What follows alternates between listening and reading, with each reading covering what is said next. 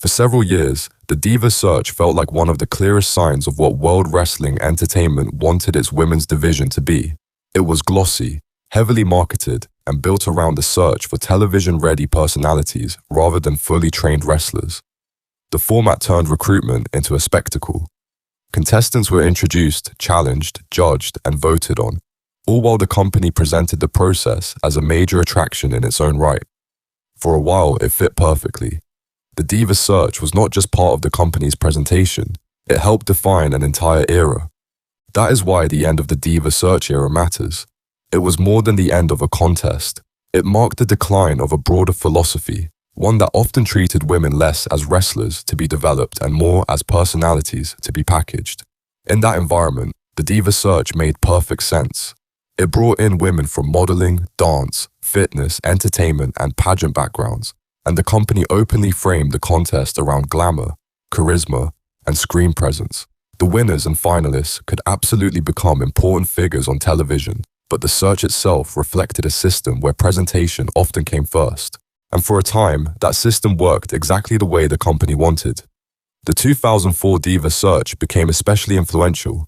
World Wrestling Entertainment later noted that Christy Hemme emerged from a field of 7,000 entrants to win it, while future company names like Michelle McCool, Candice Michelle, and Maria also came out of that same class. In other words, the Diva Search was not just a flashy summer contest, it became a pipeline.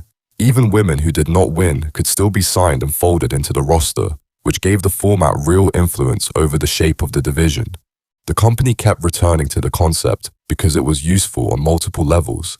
It created content, it generated fan voting and weekly segments. It introduced new faces in a way that felt interactive, and it matched the branding of the time, when World Wrestling Entertainment openly leaned into the diva identity and presented many of its female performers through glamour-driven language and imagery. The 2007 contest, won by Eve Torres, showed that the company still saw value in the format even late in the decade.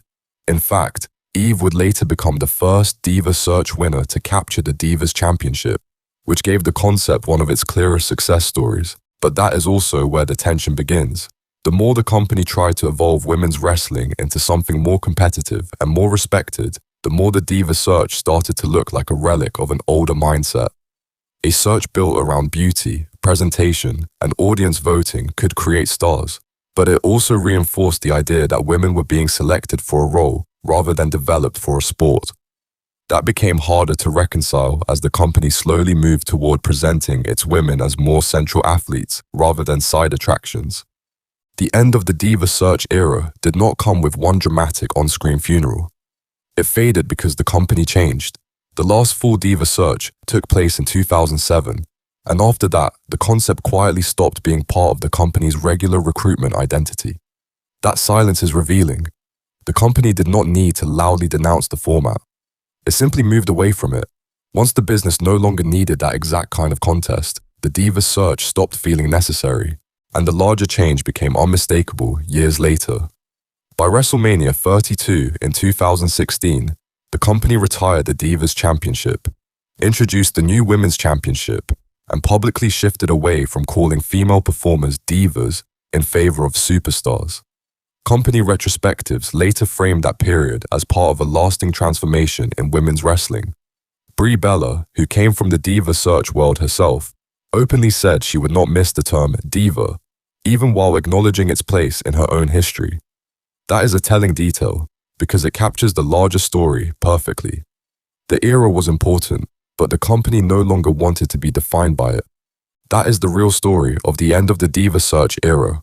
It ended because World Wrestling Entertainment outgrew the version of women's presentation that had made the contest feel useful in the first place. The Diva Search had helped stock the roster, create television, and shape an entire period of company branding. But once the company moved toward a different vision of its women's division, the format no longer fit as naturally as it once had. In the end, the Diva Search era is remembered because it was so representative of its time. It was flashy, popular, and influential.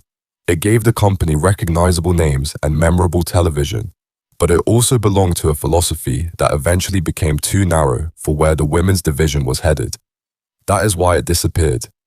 And that is why its ending feels less like the loss of a contest and more like the closing of an entire chapter in World Wrestling entertainment history.